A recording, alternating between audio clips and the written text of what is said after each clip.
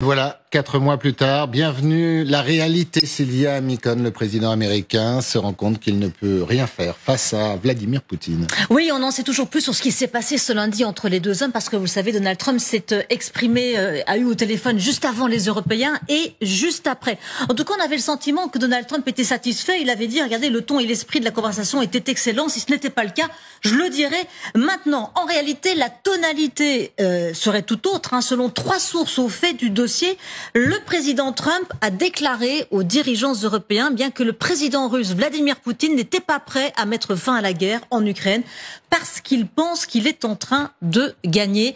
Rien de surprenant pour les dirigeants européens qui pensent là maintenant depuis de longs mois, mais c'est la première fois en tout cas qu'ils l'entendent de la bouche de Donald Trump, et de l'extérieur, eh bien ça ressemble un peu à un double discours. Et malgré cela, toujours aucune sanction de la part des États-Unis vis-à-vis de la Russie. Alors qu'il avait dit exactement le contraire dimanche, quand il s'était aussi entretenu avec les Européens par téléphone. Il y avait Emmanuel Macron, Keir Starmer, Giorgia Meloni, le chancelier Merz. Donald Trump avait parlé de sanctionner les exportations d'énergie, les transactions bancaires russes.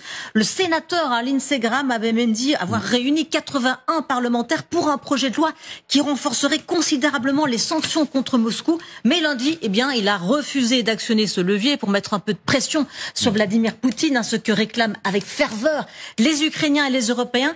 Cela, en tout cas, a le mérite de clarifier une seule chose, c'est aux Européens de prendre le relais. Et il n'est même pas sûr, d'ailleurs, que les États-Unis enverront quelqu'un au Vatican pour les négociations. On sait que Donald Trump, renvoie les deux parties directement. Et même l'issue de ces négociations n'est pas clairement définie. Selon le Wall Street Journal, regardez, les Européens insistent sur un cessez-le-feu inconditionnel. Donald Trump met là aussi la pédale douce. Monsieur Trump a de nouveau hésité, déclarant qu'il n'aimait pas le terme inconditionnel. Il a déclaré qu'il n'avait jamais utilisé ce terme, bien qu'il l'ait employé dans un tweet le 8 mai. Les Européens ont finalement accepté de renoncer à l'adjectif. Alors on va vous montrer d'ailleurs ce fameux post sur Truth Social où il parle effectivement d'un cessez-le-feu inconditionnel. Bref, ces négociations, qui pourraient se tenir au Vatican dès la mi-juin. Merci beaucoup, chère Sylvia. Alors, on écoutera dans un instant une autre déclaration de la nuit de Donald Trump. C'est un peu le dernier clou sur le cercueil de l'Ukraine en ce qui concerne les déclarations, puisqu'il légitime quelque part la guerre conduite par Vladimir Poutine. Magali Barthez, vous connaissez bien les États-Unis, vous y êtes allé souvent, vous avez même suivi la campagne, cette deuxième campagne de Donald Trump. C'est plié.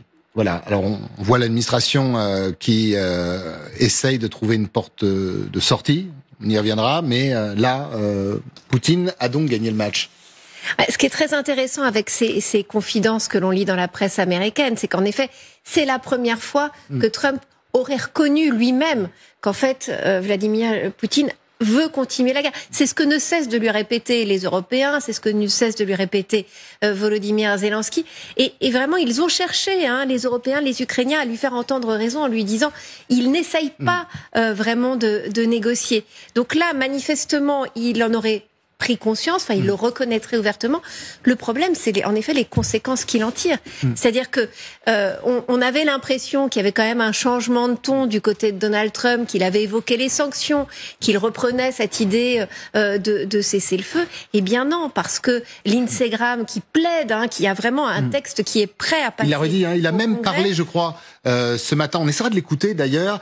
Si jamais Poutine n'abdique pas, ça serait 500% de taxes supplémentaires sur les produits russes. Mais voilà, c'est le Congrès, c'est un sénateur, il fait ce qu'il peut, mais... Et c'est un sénateur républicain auquel, manifestement, Donald Trump a dit pour le moment de lui laisser le temps.